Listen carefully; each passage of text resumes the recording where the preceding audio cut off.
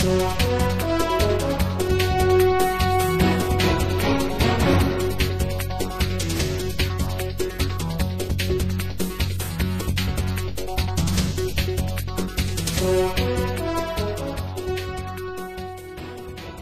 I'm Rich Lee, Communications Director of the Hall Institute of Public Policy, and welcome to this edition of the Hall Institute Forum.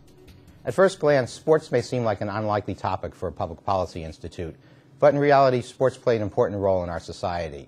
They provide opportunities for recreation, they have a direct impact on our economy, and they also foster a sense of community.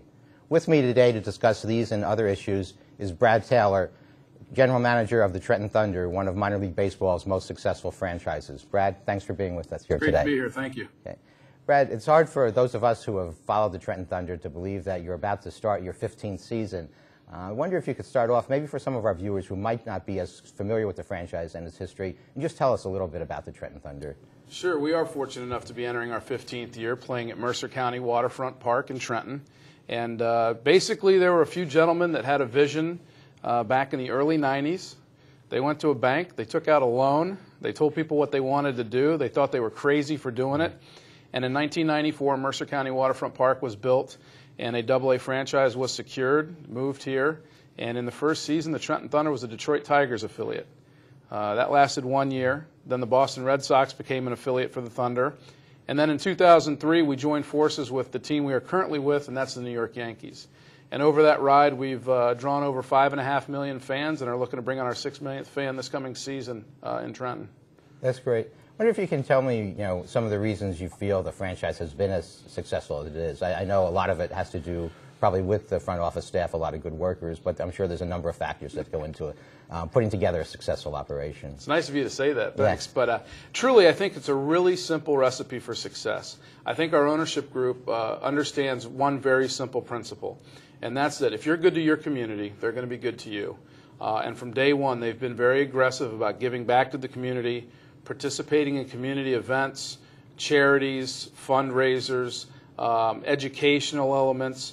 And it's fostered a good relationship not only with businesses, but with institutions, with groups that can bring out kids and parents alike. And we've been fortunate that they've continued to come back to the ballpark. And another principle we live by is just keep it clean, safe, and affordable. And hopefully if we get you there once, we'll get you back because of those things. Okay. How important has the location in Trenton been to your success? Because I think if it was back, say, in 1993-94, if you were to look at a map of New Jersey and say, where are we going to locate a minor league franchise, Trenton might not have been the first place to come to mind. But why has it worked in Trenton? I think it's worked out for a couple reasons. One, I think it's a great location right along the Delaware River, which makes it a pretty unique ballpark in minor league baseball. There's not too many baseball parks that sit on a body of water with a nice view. But I think our proximity to 295, 195, 129, Route 29, and most importantly, all the bridges that connect Bucks County, Pennsylvania, we're able to draw from a pretty wide range of localities, including points northward. We certainly get fans coming down from New York that are Yankee fans.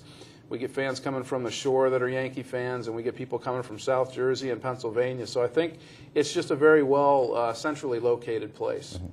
You've been fortunate that you've been affiliated with two of the premier baseball franchises, the Yankees, and prior to that, the Red Sox. Would it have been much more difficult if you were affiliated with one of the smaller market teams? I think there is something to that, probably. We don't have the luxury of throwing Alex, Rodriguez or Derek Jeter on the field every night, and we know that. However, we do get a lot of the great young prospects the Yankees have, and that moves the needle a little bit. But for us, we're more concerned about being a marketing company. We want to make sure that at all 71 home games, there's either a giveaway for the fans or a fireworks show after the game, and we rely on the entertainment between innings, and we want to make it more of an event. And we're fine if you leave the ballpark not knowing who won the game that night.